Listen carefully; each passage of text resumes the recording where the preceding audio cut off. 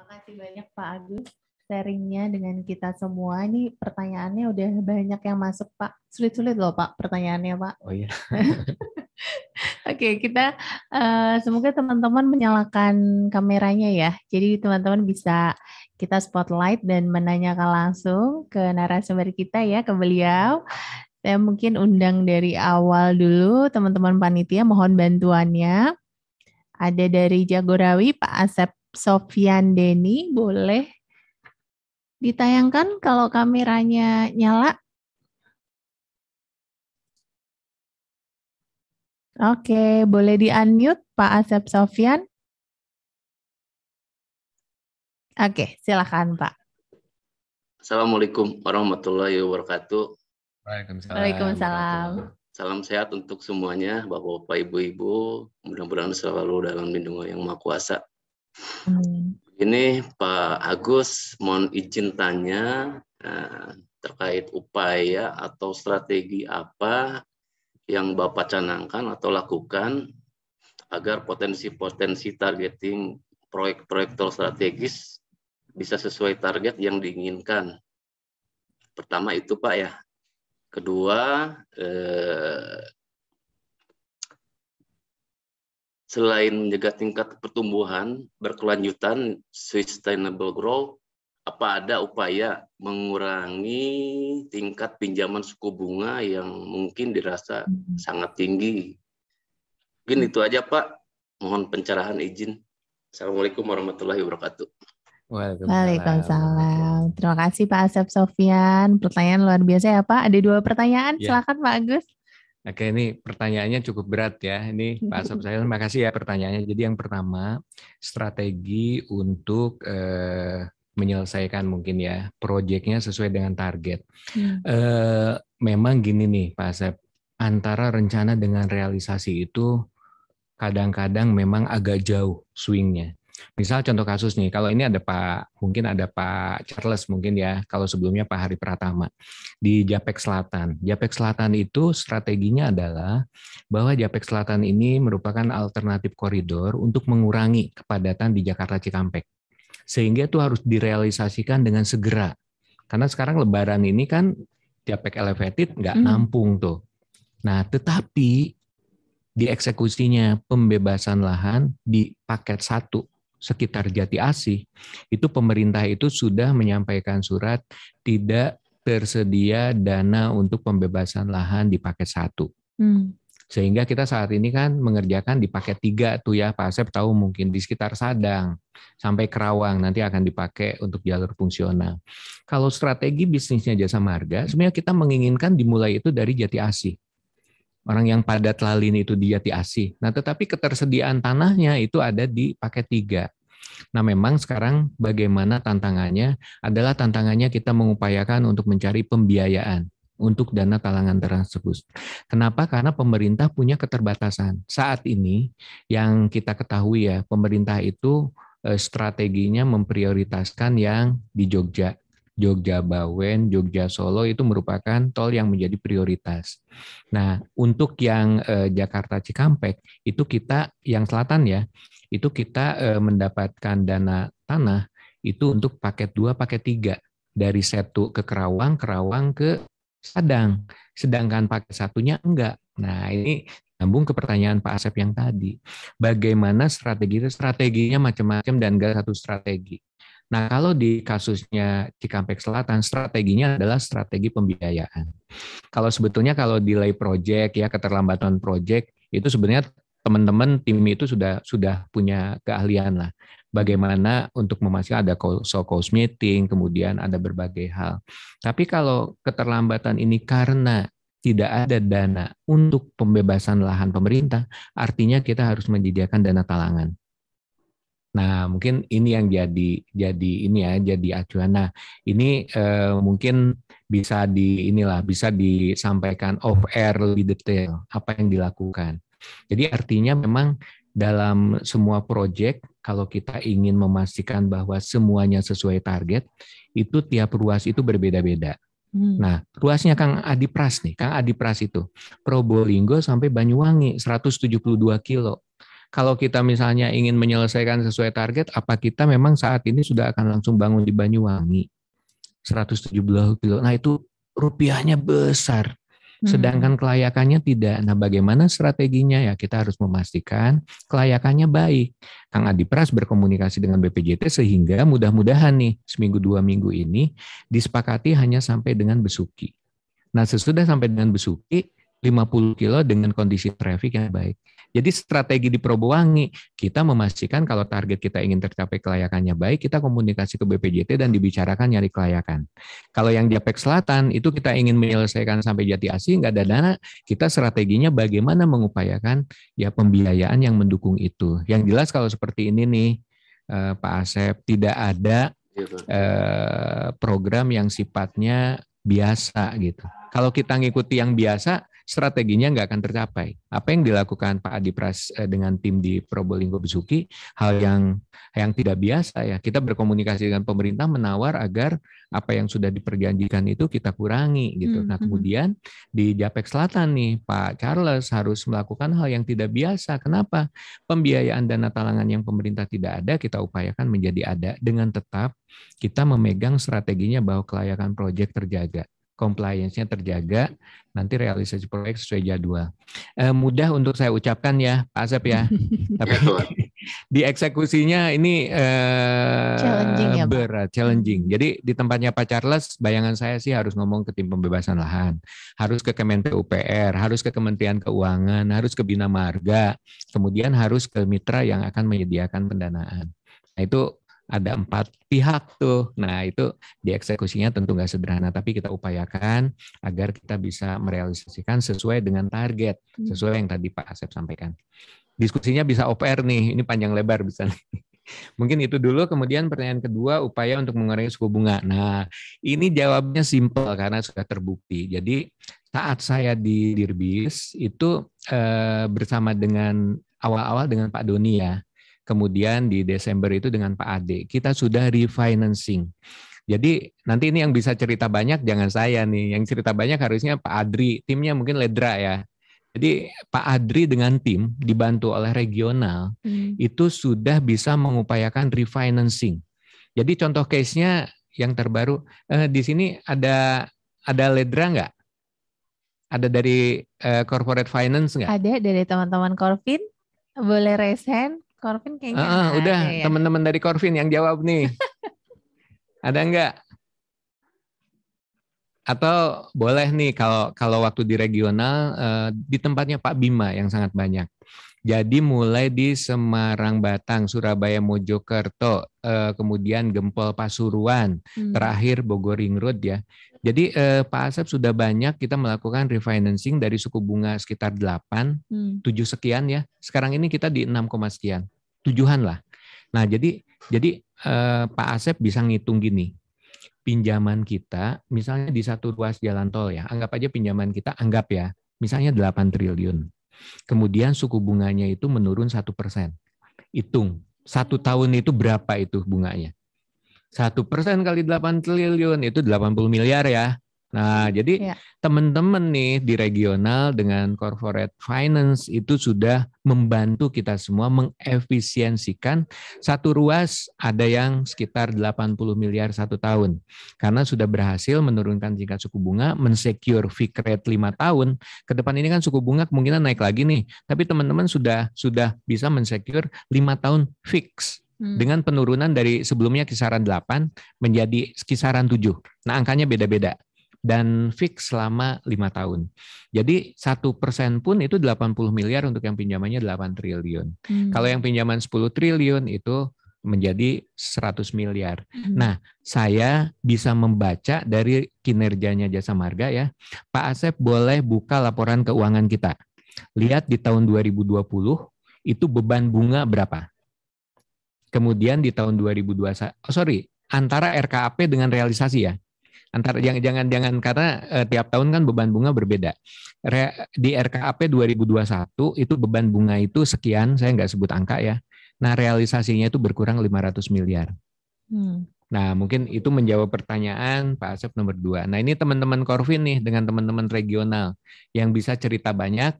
Saat saya di Dirbis, saya turut untuk mengendorse ini ya. Jadi alhamdulillah sebetulnya ini udah silent operation ya. Jadi dengan tidak ribut dan tidak expose pun kita sudah bisa menghemat sekitar 500 miliar. Karena kita refinancing, kalau nggak salah 7 anak perusahaan, saya nggak apa. Waktu 2021 itu sekitar 5 anak perusahaan. Jadi kalau masing-masing sekitar ya tadi ya, sekitar 80 miliar ya, jumlah-jumlah ya 500 miliar lah. Ya. Mungkin itu. Ya mudah-mudahan Pak Asep bisa menjawab ya apa yang ditanyakan. Ya. Sering-sering diskusi, Pak Asep diskusi dengan teman-teman Corvin, diskusi dengan regional. Nah, hal yang ditanyakan seperti ini, kalau saya ngelihatnya ini basic dan prinsip banget ya. Kita semuanya harus tahu bahwa kita itu berkinerja itu dari semua lini. Jadi teman-teman keuangan kerja, regional kerja, operasional udah pasti itu kelihatan di lapangan. JMRB kerja di rest area. Kemudian teman-teman semua yang di anak perusahaan semuanya bekerja. Tujuannya apa? Tujuannya untuk mendapatkan kinerja Jasa Marga yang lebih baik. Semuanya mudah-mudahan bisa berkontribusi dengan baik. Dan saya di saat ini bisa melihat masing-masing regional, kemudian juga RO, kemudian anak perusahaan, JMRB, JMTO, JMTM. Saya bisa melihat kemudian unit-unit ya, corporate planning, kemudian corporate finance, kemudian di SDM itu semuanya bekerja dan saya bisa melihat itu. Kita bergerak sangat dinamis dan saya sangat bersyukur berada di posisi saat ini yang disupport oleh teman-teman sehingga ya secara keseluruhan nanti bisa dilihat bahwa kinerja 2021 itu kita signifikan baik lah. Mungkin itu. Oke, baik. Cukup jelas ya Pak Asep Sofyan ya penjelasannya ya. Ya, luar biasa. Thank you Pak Asep Sofyan atas pertanyaannya. Sama-sama Bu Marlina. Oke, saya lanjut ke penanya kedua. Ada dari JPB Pak Heri. Nah, ini mungkin mau bantu ngejelasin kayaknya juga ya Pak ya. Pak Heri, ada? Oke, Pak Heri boleh unmute. Silakan Pak Heri.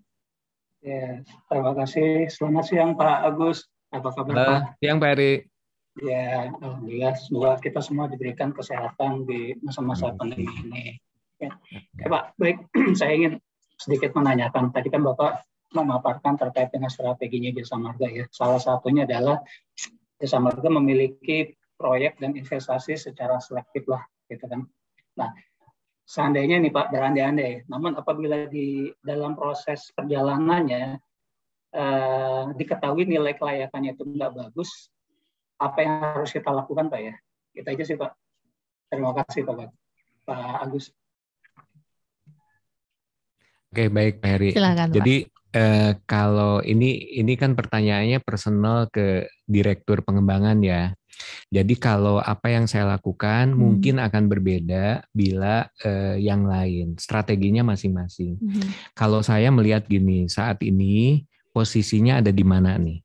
Jadi yang kelayakannya itu tidak sesuai itu, ya ininya gini, kalau misalnya kita sesuai antara rencana dengan eksekusi, kelayakan ini pasti sesuai. Tetapi ternyata ada yang nggak sesuai. Kalau tidak sesuainya itu sudah terjadi, nah contohnya di tempatnya Pak Heri itu. Kalau tidak sesuai terjadi, di tempatnya Pak Heri contohnya. Saya nggak akan panjang lebar ya. Kalau terjadinya sudah beroperasi, itu di tempatnya Pak Florisko, di tempatnya Pak Jinto, di tempatnya Pak Adi Karang. Nah saat ini Pak Reza dengan saya dengan BOD sedang mengupayakan untuk mendapatkan Permen. Revisi Permen 6 nomor 2010. Jadi kalau dulu ada Permen tahun 2010 itu untuk penerusan proyek-proyek mangkrak. Nah sedangkan saat ini bukan proyek mangkrak. Saat ini adalah proyek yang sudah jadi beroperasi tapi kelayakannya enggak sesuai dengan rencana. Nah tadi saya udah singgung sedikit ya, kenapa saya sebut Menado Bitung nomor 1 ya karena peresmiannya baru nih. Jadi kalau dibicarakan nih masih anget. Ini di tempatnya Pak Florisko nih, Pak Florisko tadi saya lihat ada. Jadi Pak Florisko bisa lihat ya Pak Florisko ya, di Danau Wudu itu KEK Bitung itu belum beroperasi tuh. Padahal dari mulai awal jalan tol dibangun, itu akan dibangun, akan beroperasi. Sampai jalan tolnya jadi tuh Pak Heri, itu KEK itu nggak jadi. konsekuensinya apa? Prediksi traffic yang dilakukan itu jadi nggak masuk. Prediksi trafficnya salah, mungkin nggak salah. Tetapi karena asumsinya nggak sesuai, nah itu menjadi tidak sesuai itu. Bang, trafficnya sekarang hanya sekitar 9.000, padahal dulu rencananya mungkin 20.000. Jauh banget. Ada eksternal faktor ada juga eksternal ya, Pak, faktor. ya? Nah, apa yang dilakukan? Pak Dirut udah ketemu Pak Gubernur Sulut, karena KEK itu di koridornya provinsi. Kemudian Pak Dirut sudah ketemu juga dengan kewilayahan.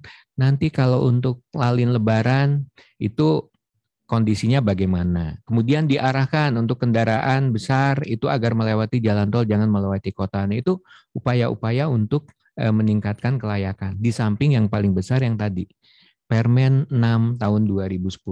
Itu untuk dukungan pemerintah apabila memang ruas jalan tol yang dioperasikan itu tidak memenuhi kelayakan.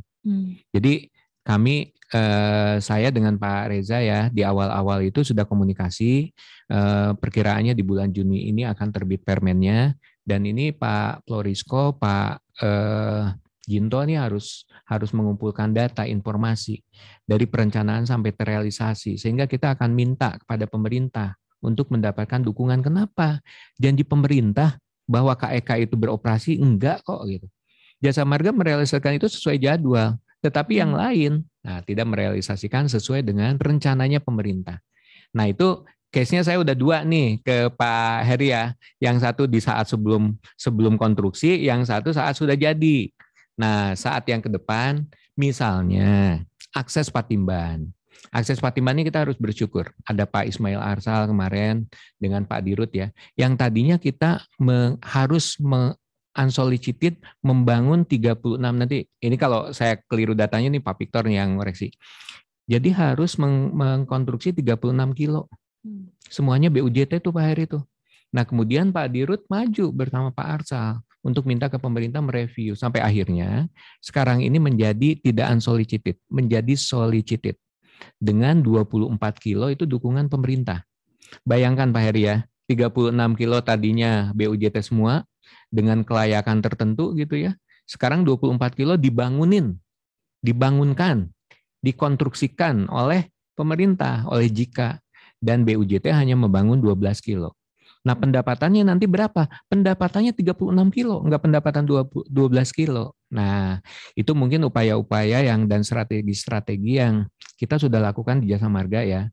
Jadi sebetulnya bukan waktu saya, sebelumnya sudah terjadi seperti itu. Nah, saya akan meniru pola seperti itu, Pak Heri. Makanya saya sangat mengendorse nih bagaimana Probowangi ini jadi harapan kita untuk bisa memperbaiki kelayakan. Nah, ini Pak Heri kan jadi pelaku sejarah ya, dengan Pak Iwan, dengan Pak Erik mensupport Pak Adipras. Bagaimana Pak Adipras berkomunikasi dengan BPJT?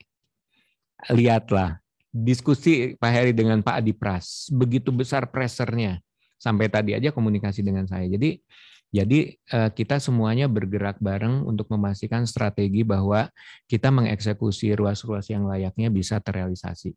1, 2, 3, udah 3 contoh tuh ya Pak Heri ya. Nanti contoh lain bisa off air. Makasih ya Pak Heri ya. Oke, thank you Pak Heri atas pertanyaannya.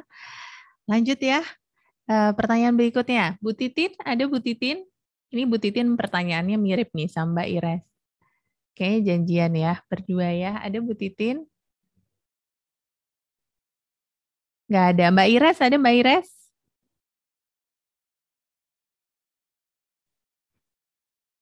Coba kita cari dulu. Ada?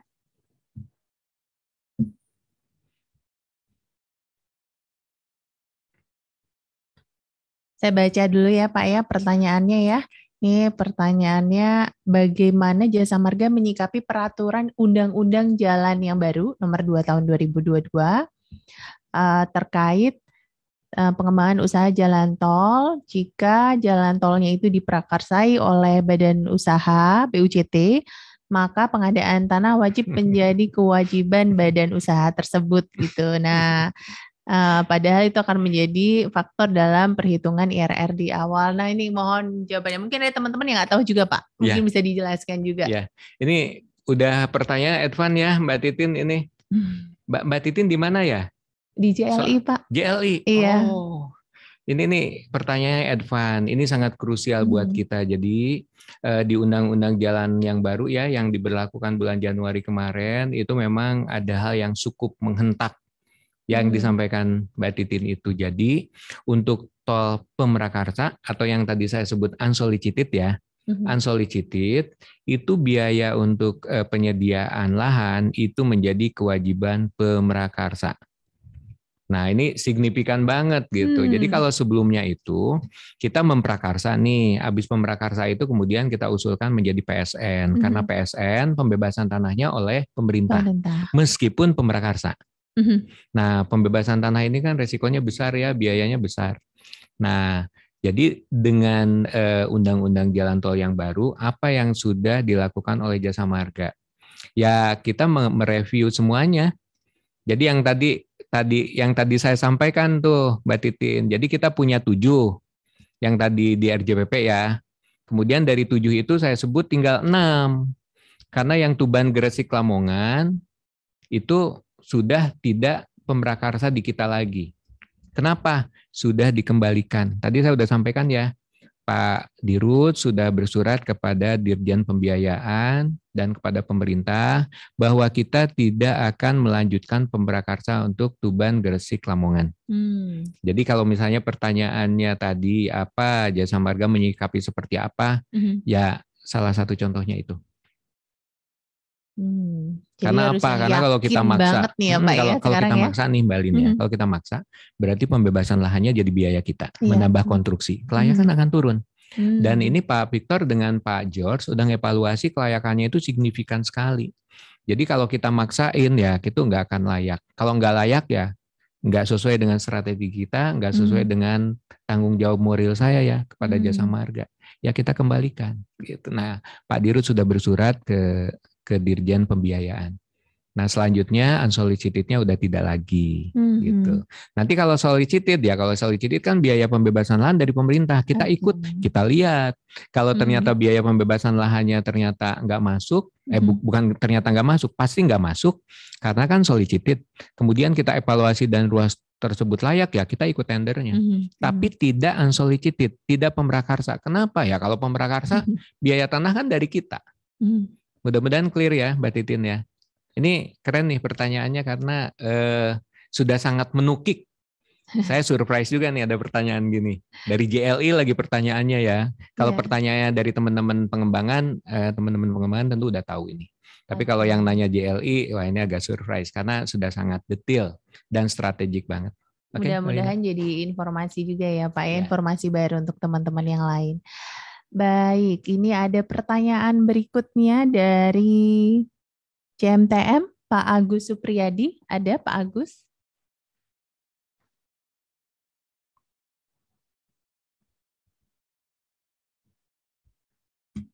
Oke, ini saya tanyakan aja ya. Dari Pak Agus, bagaimana pembagian hasil keuangan menurut Jasa Marga dengan berbagai hasil pembagian antara Jasa Marga dengan investor, Pak. Dan apakah investor bisa memiliki hak lebih dari 50% dalam investasinya di jalan tol? Itu dulu, Pak. Oke, mungkin yang dimaksud Pak Agus Supriyadi lebih ke arah ini ya. Kalau kita mendirikan badan usaha jalan tol, porsi saham mungkin itu ya. Betul. Jadi bukan pembagian nih, bukan pembagian investasi kayak kita bagi hasil Bangun Cipta Cikampek, bukan itu ya. Nah, saya asumsikan pertanyaannya ke porsi saham saat kita mendirikan BUJT. Nah, kita bisnis di jalan tol. Tentu kita ingin mengendalikan ruas jalan tol yang kita usahakan agar kendalinya di kita. Dengan kendali di kita, tentu kita bisa manage semuanya. Dan kita harus meyakini bahwa kelayakannya baik. Nah, kalau demikian, pasti kita mengambil porsi mayoritas. Porsinya paling tinggi. Nah, mayoritas itu bisa mayoritas mutlak, di atas 50% atau bisa juga mayoritas biasa ya. Misalnya yang lain hanya 10, 20 gitu. Sekarang kan banyak tuh konsorsium tuh anggotanya banyak. Kita mungkin nggak sampai 50, tapi kita paling besar. Nah bisa juga seperti itu. Nah tadi kalau pertanyaannya itu kurang dari 50 ya bisa-bisa saja, tergantung strateginya. Tapi apabila ruas jalan tol tersebut kelayakannya baik, kemudian kita sangat meyakini tersambung dengan ruas punya kita, mendukung pengembangan wilayah dan akan berkontribusi terhadap ruas-ruas jalan tol yang lain. Kan ada ya ruas jalan tol baru yang tersambung dengan ruas jalan tol kita, sehingga kita juga terbantu atas tersambungnya ruas jalan tol tersebut. Nah, tentu kita akan mengambil porsi menjadi mayoritas. Nah, kalau misalnya di hal-hal yang lain ya saya belum mau berandai-andai ya. Jadi saat ini sih kita di mayoritas. Nah, kalaupun misalnya kita ada ajakan ini itu lebih ke arah strategi kita ingin mengendorse agar pengoperasiannya oleh JMTO, pemeliharaannya oleh JMPM. Jadi lebih ke arah strategi. Jadi kembalikan semuanya ke strategi perusahaan. Jadi secara prinsip kita tentu kalau meyakini bahwa ruas jalan tol yang akan kita usahakan itu kelayakannya baik, kita menjadi mayoritas. Tapi ada pertimbangan lain, mungkin hak kita menjadi operator, baik dari sisi operator untuk pengoperasian dan operator untuk pemeliharaan. Mungkin gambaran besarnya gitu. Oke, baik. Jadi memang ada strategi tertentu ya Pak ya, tadi selain memang untuk bekerja sama mendirikan BUJT baru tadi ya Pak. Oke, lanjut dari JPB lagi. Ini yang mau bertanya, Pak Syahrul, ada Pak Syahrul?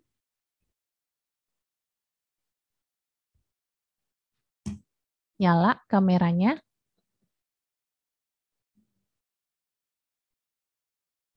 Nah, silakan Pak Syahrul, bisa di-unmute? Ya. Terima kasih, Bu Lina. Assalamualaikum warahmatullahi wabarakatuh. Yang kami hormati Pak Direktur Pembangunan, Bapak Agus Setiawan, para senior group head, para senior general manager dan general manager, dan para roster Jasa Marga.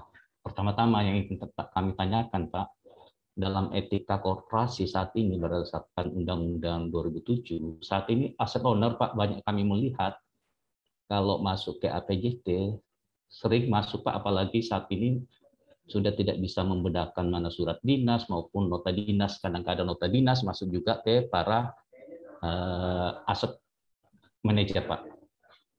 Terkait hal tersebut, kami mohon pencerahannya, Pak.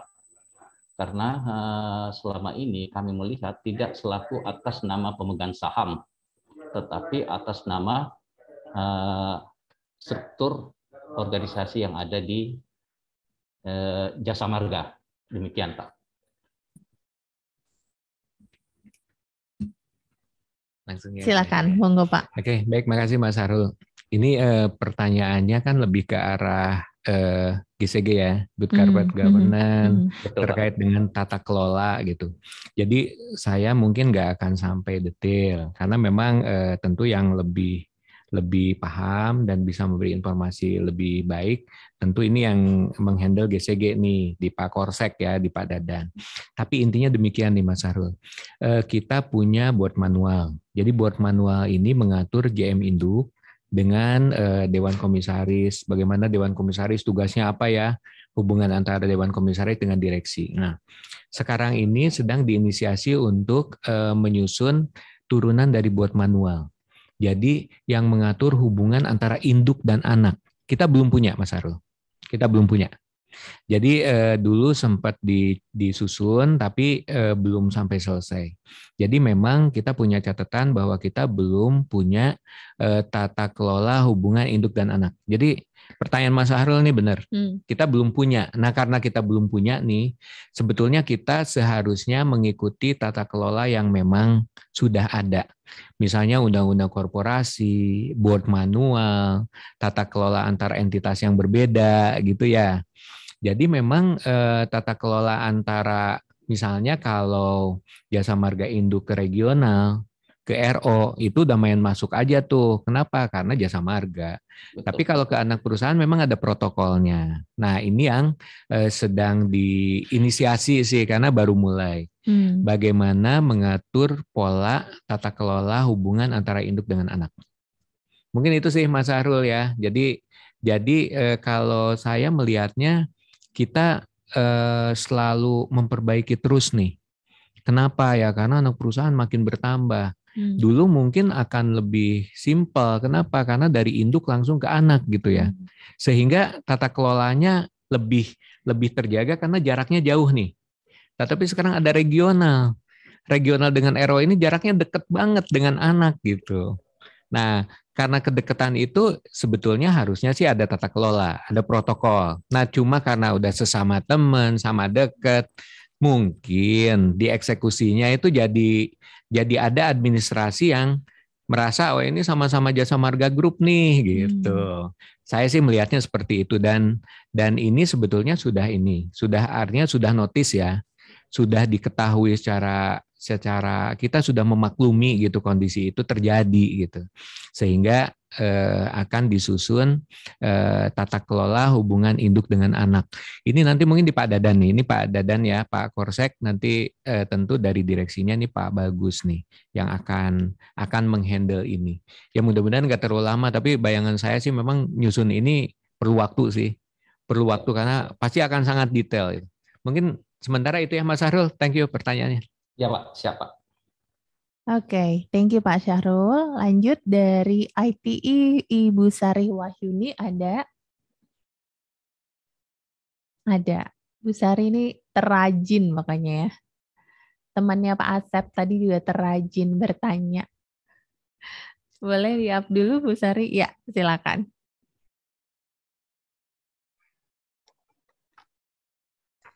Assalamualaikum warahmatullahi wabarakatuh. Waalaikumsalam. Selamat siang Bu Lina dan Pak Agus serta Bapak Ibu Roadster Jasa Marga semua. Terima kasih Bapak Ibu. Sebenarnya saya juga mau mengungkapkan isi hati saya. Saya sangat favorit sama Pak Agus karena Bapak Agus itu mirip almarhum bapak saya. Yang mempunyai senyumnya manis dan ikhlas gitu. Alhamdulillah, makasih ya Mbak Sari ya. Ya Bapak, saya senang sekali kalau ngelihat Bapak karena Bapak mempunyai senyum yang ikhlas, yang baik. Jadi saya ingat Bapak saya gitu. Makasih ya Bapak, mohon maaf ya Pak kurang ajar. Makasih Mbak Sari, makasih. Nah, adapun pertanyaan yang ingin saya ajukan adalah bagaimana strategi pengusahaan jalan tol Jasa Marga dalam menghadapi kompetitor lain yang berbeda skema bisnis seperti Waskita yang membangun untuk dijual kembali. Terima kasih Bapak. Oke, makasih Bu Sari ya. Strateginya ya Pak supaya menang mungkin dalam tender ya Pak ya dibandingkan kompetitornya. Silakan Pak. Oke, baik, makasih. Makasih ya Mbak Sari ya. Mungkin saya akan coba respon tidak detail ya. Jadi lebih ke arah konsepnya. Jadi memang gini, saya mau sharing saat ini kalau Astra itu geraknya mereka nggak mau repot. Mereka tidak mau ke greenfield, mereka pengen ke brownfield. Ini saya diajarin Bu Haning nih, greenfield, brownfield. Jadi kalau kita mulai merencanakan konstruksi gitu ya, sampai dengan operasi itu greenfield. Jadi dari awal, Astra nggak mau tuh. Astra itu duitnya banyak, dia tinggal beli, saya mau Pandaan Malang yang udah jadi. Saya mau beli ruas tertentu nih, Surabaya Mojokerto dia ambil, Kertosono Mojokerto dia ambil gitu. Kemudian terakhir ruasnya Pak Ari Wibowo ya, Marga Lingkar Jakarta juga dia ambil porsi sahamnya. Kita tetap dominan ya. Itu mereka ngambil yang sudah beroperasi. Nah sebetulnya bagaimana strategi kita bersaing? Nah mungkin pertanyaannya bersaing yang seperti apa? Kalau bersaingnya di tataran seperti tadi ya biarin aja. Toh kita tetap bisa mengendalikan gitu ya, meskipun memang harus lebih perjuangan karena kan porsi mereka juga signifikan. Tetapi secara keahlian sebenarnya kita itu jauh akan lebih terendorse untuk lebih ahli. Kenapa? Dari mulai merencanakan, mengkonstruksi, kita itu kerja keras sampai mendapatkan ruas itu dan dioperasikan. Sehingga kita tuh paham bisnisnya, menjalani bisnisnya. Jadi kalau bercerita ribuan kali ya dengan melakukan 1 kali 2 kali itu beda.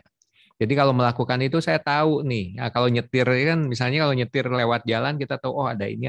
Tapi kalau kita disetirin kan beda. Nah demikian juga dengan tadi yang terkait dengan Astra. Jadi kalau di tataran persaingan seperti itu ya kalau menurut saya kita menjalani strategi bisnis kita aja gitu. Nah kemudian yang kedua mungkin kalau kita bersaing dari sisi operasional, sisi yang lain-lain ini di Bu Fitri, Jasa Marga itu menjadi referensi ya. Jadi kita bersaingnya bagaimana kita memastikan bahwa pelayanan kita adalah pelayanan terbaik. Mungkin lebih seperti itu. Dan ada anggota DPR ya, yang menyampaikan di sidang komisi itu, pokoknya kalau lewat Trans Jawa terusnya bisa tidur. Oh, maaf, Pak Sultan juga ini mungkin Bu Umi bisa cerita nih. Jadi Pak Sri Sultan Hamengkubuwono juga menyampaikan hal demikian. Kalau lewat jalan tolnya Jasa Marga saya bisa tidur. Nah kalau udah mulai bangun gedek, nah ini berarti ruasnya ruas bukan Jasa Marga. Artinya apa tuh Mbak Sari? Artinya kita itu bersaing yang positif, kita bisa mendeliver pelayanan yang lebih baik. Dan kita harus menjadi yang nomor satu. Orang misi kita aja nyebut gitu kok. Kita itu yang terbesar. Itu kan terbesar ini maknanya banyak. Pangsa pasarnya kita besar, terpercaya. Terpercaya itu artinya kita yang terbaik. Nah, kita dipercaya oleh Pak Sultan, dipercaya oleh anggota DPR. Yang waktu rame-rame, oh ternyata tol di Sumatera itu tolnya kurang baik. Nah, terus respon dari anggota DPR gitu kan. Nah, kalau yang baik itu yang dibuat Jasa Marga. Nah, itu dari titik operasional ya. Nah, sekarang sisi ke pengembangan. Kalau di sisi pengembangan itu apa nih kita bersaing? Ya berarti saat kita tender, ya kita bisa meyakinkan bahwa kita ini menjadi yang terbaik. Bisa memberikan penawaran yang paling efisien, tetapi tetap ya koridornya bahwa ruas jalan tol tersebut harus memiliki kelayakan yang baik. Nah, sekarang kita kalau melihat dari pangsa pasar nih Mbak Sari ya, Utama Karya itu nggak perlu mencari pembiayaan seperti Jasa Marga. Utama Karya kemarin sudah mendapat PMN dari pemerintah itu angkanya cukup besar dan dalam waktu dekat juga akan diberikan PMN angkanya lebih dari 20 triliun besar. Tapi ini perlu dicek nih apa benar apa enggak. Tapi arahnya demikian. Artinya apa? Artinya Utama Karya ini mendapat penugasan dari pemerintah mengkonstruksi Trans Sumatera. Trans Sumatera itu dari ujung ke ujung itu sekitar 2.000. Artinya sekarang kan kita 1.300 ya. Jadi kalau Trans Sumatera itu nyambung, dikurangi ruas-ruas kita yang di Sumatera Utara tuh, Belawan, Medan, Tanjung Merawa gitu ya, Kuala Namu, itu udah 2.000 lebih loh Mbak Sari. Artinya kita itu sudah akan terlewati. Tetapi kita mendapatkan ruas yang memang layak. Kita mendapatkan ruas dari tender. Kita mendapatkan ruas itu yang memang kelayakannya baik. Nah, sedangkan Utama Karya itu diberi melalui penugasan. Sehingga kan beda tuh. Yang satu ini diberinya itu dengan berjuang mendapatkan, yang satu itu ditugaskan dan diberi modal. Jadi mungkin kita harus melihat bersaingnya seperti apa. Tapi saya lebih melihat kita harus bersaing dari sisi operasional ya, yang paling utama ya. Kita harus mendeliver pelayanan yang terbaik nih teman-teman di lapangan, mendeliver pelayanan yang terbaik sehingga seperti tadi kita nggak usah memarketingkan pelayanan Jasa Marga. Pak Sultan yang bicara, anggota DPR yang bicara, Proven dikutip ya, Pak? di media. Jadi proven. Nah, kalau seperti itu kan kita juga merasa engage nih. Wah, kita orang Jasa Marga bangga dong seperti itu. Mana kalau nggak bangga bukan orang Jasa Marga loh. Kita bangga loh kalau kayak gitu.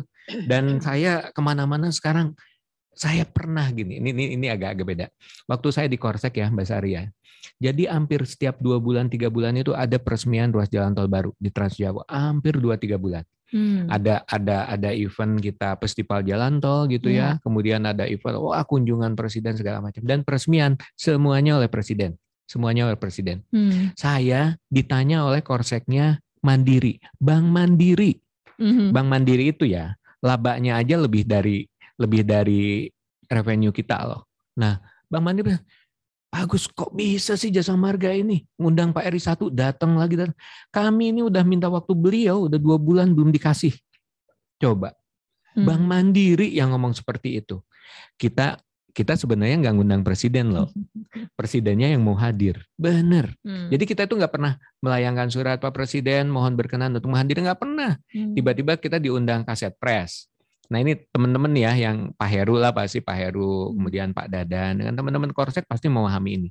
Kita itu diundang kaset pres. Habis diundang kaset pres itu pasti rencana peresmian oleh Presiden. Begitu tuh. Jadi selama di Trans Jawa ya, selama saya di Korsek, saya udah lupa tuh, udah belasan kali. Udah belasan mengikuti peresmian. Manado Bitung 2 kali. Balikpapan Samarinda 2 kali tuh Pak Jinto ya, 2 kali. Kemudian itu udah 4 kali. Trans Jawa itu berapa ruas tuh? Jadi peresmiannya ada yang peresmiannya 2 kali. Gempol Pasuruan 2 kali itu diresmikannya. Semarang, Solo saya lupa. Ada foto-foto yang presiden lagi di rest area ya. Duduk bareng-bareng santai-santai dengan Pak Ganjar ngopi di rest area. Orang-orang kan nggak bisa pulang tuh, RI1-nya aja belum pulang gitu. Itu di luar protokol loh. Jadi artinya dijadwalkan meresmikan, selesai ternyata meresmikan. Ngobrol, ngopi gitu. Nah, itu menandakan beliau nyaman berada di keluarga kita. Nah, itu saya sih lebih melihat ke arah itu sih. Persaingan itu kita bisa mengeksekusi kinerja sebaik mungkin sehingga kita mendapatkan apresiasi seperti yang tadi saya sampaikan. Mungkin lebih ke arah itu ya. Ya. Thank you ya Mbak Sari ya. Siap. Oke, Terima kasih Bapak. thank you Baik, Bu terima kasih. Sari. Terima kasih Jangan Bu Lina. Warahmatullahi. Waalaikumsalam. Jangan khawatir ya Bu Sari ya. Jadi BUMN lain aja ngiri ya Pak ya sama Jasa Marga ya Pak. Oke, kayaknya waktunya tinggal sebentar lagi. Saya izin mungkin 2 pertanyaan lagi ya Pak ya. Ini ada dari Mas Panji. Mas Panji ada dari Nusantara ya. Wah, dari Mas JNT. Panji. Nah, nih tetangga saya nih dalam nggak ketemu. Nah, Mas Panji, silakan Mas Panji. Waduh, ini kalau Panji mestinya nanyanya jangan di sini, Ji. Nanyanya di offline. Via WA. Pin ngobrol sama Bapak nih. Monggo Mas Panji. Sedikit Pak Agus, izin Pak mau bertanya. Saat ini kan kompetitor di industri jalan tol sudah banyak ya Pak ya, dan sebagian besar juga tidak dari core bisnis jalan tol gitu. Jadi mungkin mereka punya produk-produk pendukung lainnya yang bisa mendukung pendapatan usaha mereka. Nah, dari Jasa Marga sendiri, rencana ke depannya terkait pengembangan usaha lain seperti apa ya Pak? Terutama saat ini kita masih bergantung dari pendapatan tol Pak. Terima kasih Pak Agus. Baik, langsung ya Mbak Lina ya. Monggo, Ya Pak. benar-benar Mas Panji. Jadi kalau kita ngelihat ya mitra-mitra kita itu kan dari karya-karya ya Mas Panji ya. Jadi kalau kita ngelihat dari proses bisnisnya, tadi sebenarnya nyambung juga nih tentang persaingan yang tadi Mbak Sari itu. Jadi kalau karya-karya itu ikut menjadi investor bareng kita ya. Kemudian mereka mengupayakan untuk mereka ikut tuh proses pengadaan, mereka jadi kontraktor. Nah, saya ambil contoh yang waktu PT Pembangunan Perumahan di Pandaan Malang. Nah, saya bisa ngambil contoh karena saya sempat ikut di Pandaan Malang. Jadi di Pandaan Malang dulu itu porsi sahamnya 60% kita, 35% PP dan 5% sarana multi infrastructure. Nah, kemudian PP itu dia ikut dari awal tuh. Kemudian dia ikut jadi kontraktor ya. Tapi berkinerja baik. Nah, strateginya kenapa ya? Saya ada strategi lah di lapangannya. Meskipun PP investor, dia di lapangan harus ngikut kita dong. Nah, jadi pimpro-pimpronya semua Jasa Marga. Nah, terusnya setelah itu konstruksi dan alhamdulillah jadi lancar. Kemarin sudah didivestasi. Dari sebelum divestasi ya, ini Om Panji nih. PP itu udah dapat untung. Untung apa? Untung konstruksi. Dia mengkonstruksi itu kan resource-nya kepake dan dapat untung. Ngapain PP masuk ke Pandaan Malang jadi kontraktor kalau rugi kan? Yeah. Pasti untung. Jadi kalau misalnya pedagang tuh bilang rugi, berarti untungnya nggak sesuai dengan rencana atau untungnya kurang gede, tapi untung. Nah, kemudian setelah itu mereka melepas saham. Di bulan Desember kemarin 35% itu 1 triliun lebih. Kemudian valuasinya ini teman-teman regional nih, saya apresiasi sama Bu Neti ya, keren nih Bu Neti. Bu Neti, Pak Bima hebat. Bisa merealisasikan dan valuasinya itu hampir 2 kali. Hampir 2 kali. Artinya yang mereka tanam itu 1 bisa hampir 2 kali. Mereka dapat untung nggak dari pelepasan saham? Untung banget. Udah mereka punya pengalaman menjadi pengurus perseroan, mereka sudah menjadi kontraktor dapat untung, kemudian saat melepas saham mereka untung juga. Nah, kenapa mereka untung? Karena mereka berpartner dengan Jasa Marga. Nah, itu jadi kalau ini insight aja ya di luar pertanyaannya Mas Panji ya. Nah, sekarang pertanyaan seperti itu. Kalau menurut saya sih kita jangan terjebak kita pengen ngikutin mereka, enggak. Core bisnis kita adalah ini. Nah, kemudian gini, coba kita lihat sekarang contoh yang mungkin negatif case-nya ya, Waskita Karya. Waskita Karya ini, coba kita lihat, bisnisnya jangka pendek. Kontraktor ya, PP ini pinter. PP ini memanfaatkan bisnis jangka pendeknya dapat, long term-nya juga dia bisa jaga, sehingga untung. Nah, Waskita ini terlalu banyak.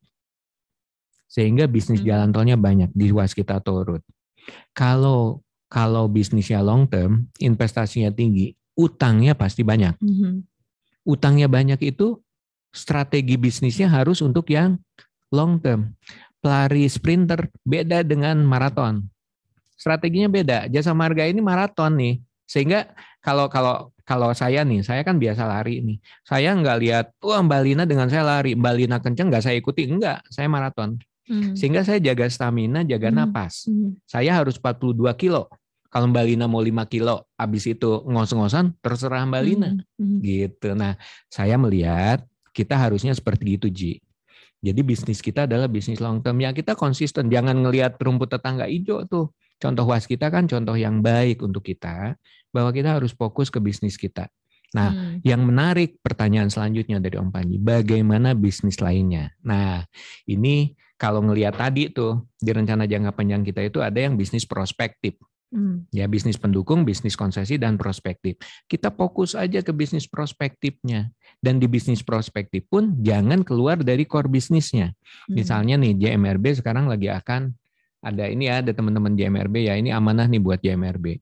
JMRB mempunyai peluang yang sangat besar untuk bisa mengembangkan bisnis sesuai dengan koridor yang diarahkan oleh Jasa Marga Group. Apa koridornya? Namanya aja related. Artinya berarti JMRB harus mengerjakan bisnis yang related terhadap bisnis jalan tol. Apa itu? TCD Taman Mini. Nah, TCD Taman Mini, belum pada lihat ya TCD Taman Mini. Saya ngelihatnya keren, bagus. Jadi TCD Taman Mini ya, Tol Corridor Development yang diinisiasi JMRB, itu mensupport peralihan penumpang dari LRT. Nah, jadi dari jalan tolnya bisa masuk tuh Ji, kilometer 5 rest area kan? Nah, bisa berhenti, kemudian penumpangnya bisa naik LRT. Jadi mobilnya tetap di tol, di rest area, penumpangnya bisa masuk LRT. Atau sebaliknya, orang yang udah janjian nih, istrinya kerja di kota, naik LRT terus turun di stasiun. Suaminya ke rest area, nah, sholat dulu, segala macam dulu, retail dulu. Istrinya baru gabung, lalu pergi. Keren kan itu? Jadi bisnisnya harus dapat. Kalau nggak dapat, ngapain JMRB kita kasih duit untuk membangun TCD kan? Nah gitu. Jadi ini amanah buat teman-teman di JMRB ya untuk mengeksekusi TCD. Related business apalagi? Ya yang lain tentu ya pengembangan kawasan yang memang akan mendukung dan sesuai dengan bisnis Jasa Marga. Mungkin fiber optik juga. Fiber optik ini kan kita punya 3 hal nih di PPJT itu. Ada 3 bisnis yang boleh dilakukan di luar jalan tol ya. Rest area, utilitas, iklan. Kan fiber optik itu utilitas. Nah itu boleh kita optimalkan. Nah dioptimalkan melalui apa? Melalui kerjasama antara regional dengan JMRB. Nah JMRB harus mengoptimalkan, bisa dilakukan optimalisasi asetnya Jasa Marga di koridor yang seharusnya. Jadi kalau bertanya ke saya nih, kan tiap nanti mungkin direktur pengembangan yang akan datang atau bagaimana bisa aja beda dengan strategi saya. Selama saya di direktur pengembangan, yang saya harapkan dan saya strategikan adalah dioptimalkan itu aset. Sehingga fiber optiknya itu mendapatkan manfaat untuk kita. Tempatnya itu bisa kita kerjasamakan. Tetapi kita hanya sebatas mengoptimalkan tempat dan mengoptimalkan koridornya itu. Kita nggak masuk ke konten. Itu bukan bisnis kita kok. JMRB nggak ahli di konten. Tapi kalau misalnya nanti ada towernya disewakan, terus dapat yang jadi tugasnya JMRB itu bagaimana skema bisnisnya, apakah sewa apa bagi hasil. Tapi tidak masuk di pengoperasionalan untuk yang IT-nya. Nah, kalau misalnya sewa lebih menguntungkan, ya sewa. Tapi harusnya sih bagi hasil lebih menguntungkan. Misalnya gitu ya. Nah, itu dari related bisnisnya. Mungkin gambaran besarnya seperti itu. Kemudian sepertinya related bisnis sudah menginisiasi untuk bisnis-bisnis tambahan di rest area ya. Jadi sekarang ada Permen PUPR yang baru yang bisa mengoptimalkan rest area agar bisa mendapatkan bisnis yang lebih baik. Ya misalnya nanti logistik segala macam. Nah ini tugasnya JMRB dan karena Permennya memang belum lama nih. Jadi kita berharap tentu kita mendorong agar bisnis prospektif yang tadi Aji sampaikan bisnis lainnya gitu ya. Itu bisa berkembang dan harusnya bisa memberikan supporting pendapatan yang signifikan untuk Jasa Marga. Induknya pendapatan jalan tol, kemudian related bisnisnya itu pendapatan non jalan tol usaha lain. Mudah-mudahan demikian. Mungkin itu. Makasih Aji ya. Iya. Makasih Pak Agus, sehat-sehat Pak. Oke, semoga cukup menjawab. Terakhir ya Pak ya. Oke. Ada satu pertanyaan lagi. Dari di sini namanya Jetro Maulana Arif Raditya. Boleh teman-teman panitia Maulana ditampilkan? Oke, silahkan. Halo, selamat sore Pak Agus. Ya, sore. Perkenalkan saya Radit, Jetroster 2002. Mohon izin Pak, saya mau bertanya terkait investasi jalan tol. Dalam berita baru-baru ini kan sebenarnya periode periode baru-baru ini inflasi Indonesia itu kan semakin lama semakin rendah Pak. Sedangkan jalan tol itu mengandalkan peningkatan inflasi dalam proses pengembaliannya. Nah, sedangkan dengan konsensi yang tetap seperti itu, apakah akan panjangnya konsensi tetap relevan Pak untuk pertumbuhan jalan tol di masa depan, pertumbuhan perusahaan di masa depan Pak? Terima kasih Pak. Oke, thank you ya Radit ya. Jadi pertumbuhan itu kan diindikasikan dengan dia penambahan panjang. Karena penambahan panjang itu mengindikasikan ada pendapatan yang kita peroleh ya. Nah, jadi kalau saya sih melihatnya hal yang berbeda nih antara pertumbuhan dengan inflasi. Inflasi ini hal yang signifikan, sangat penting untuk bisnis jalan tol.